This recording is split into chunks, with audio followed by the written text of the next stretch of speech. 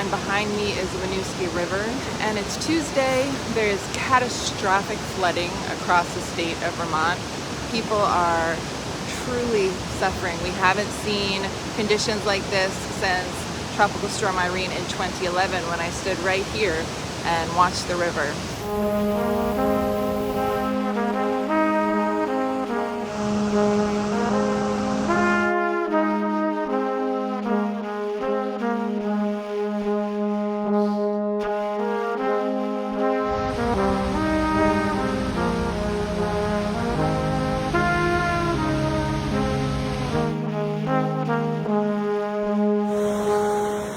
Irene, we were just up underneath the crest of the building. My name is Barre. I live in Londonderry, Vermont with my wife, Kim. You would just get into this deluge of just rain coming down, and it was just amazing how much rain we got.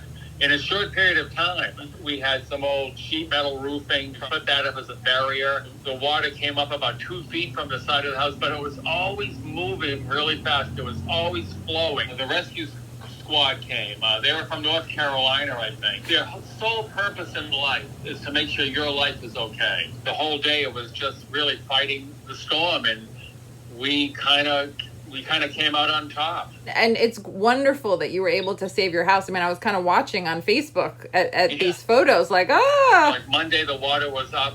Tuesday, the water was still really high around our house. And then today, now we're dealing with all the silt and everything that's left in the yard, and we still have quite a bit of water in our yard. Kim took care of the grandkids, so I went down to this place called Jelly's, and I just kind of hung out there from about 8:30 in the morning till about 2 in the afternoon. Literally everything that they had went into a dumpster. Put on your boots, put on your shoes, and just, help out all you can. It's kind of like a family reunion, in a sense. Yeah, we're only a few blocks from our house. My name is Samara Stiles. I live in Barre City.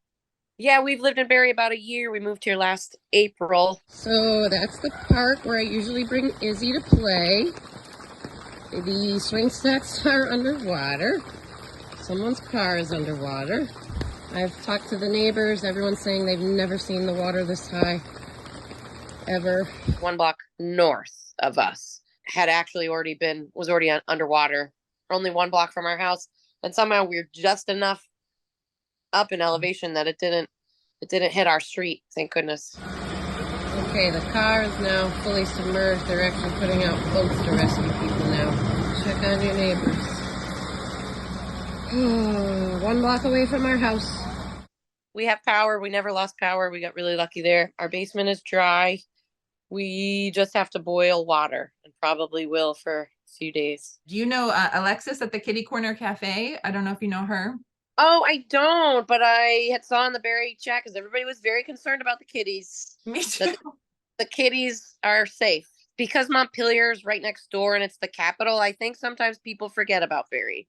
Because Barre actually has one of the highest poverty rates in the state of Vermont, and I'm quite worried that as far as equity goes, that we may not get enough help and aid here that we need, because people here are pretty underserved.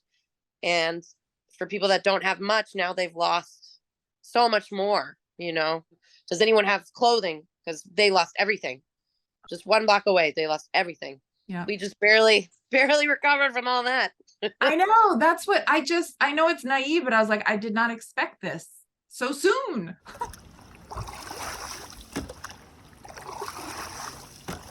How's your family? We're safe and we're dry, and we're sitting here just waiting for the water to recede.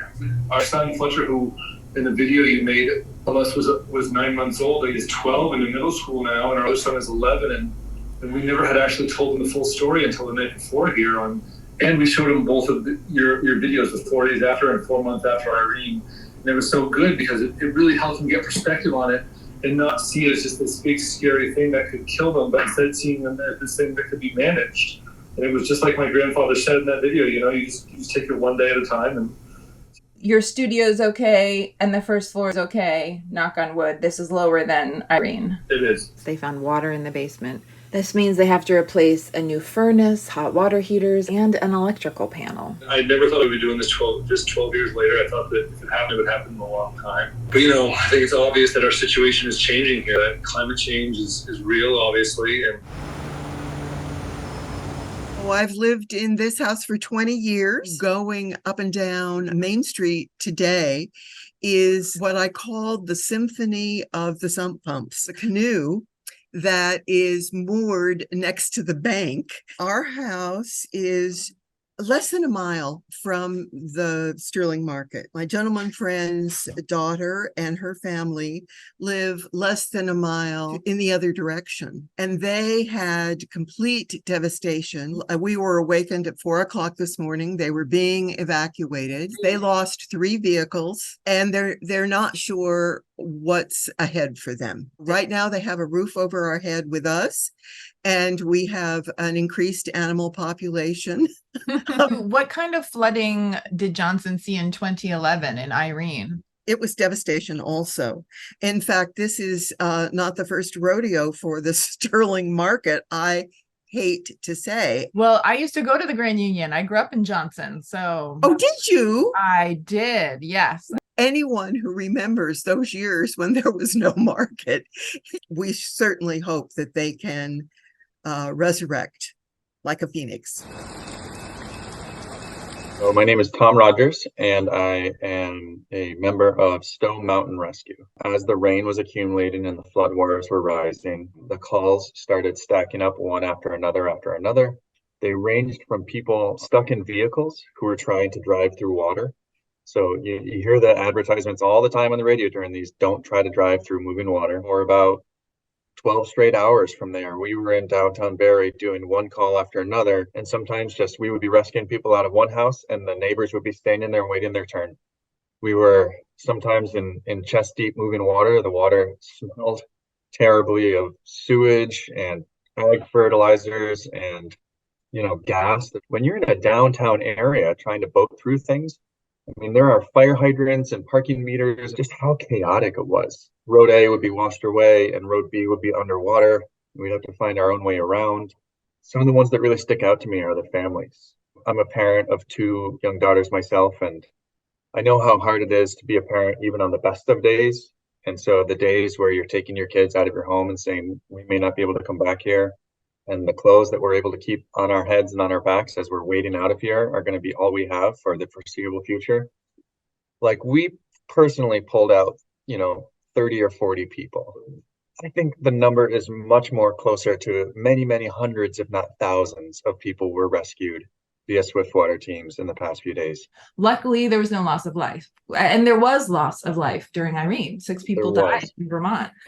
I think the state has done a lot of things right in the past 12 years since Irene, and learned a lot from it.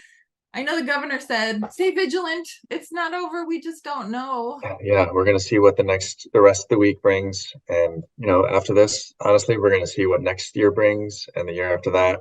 And climate change is really changing the game. This is going to take a long time to recover.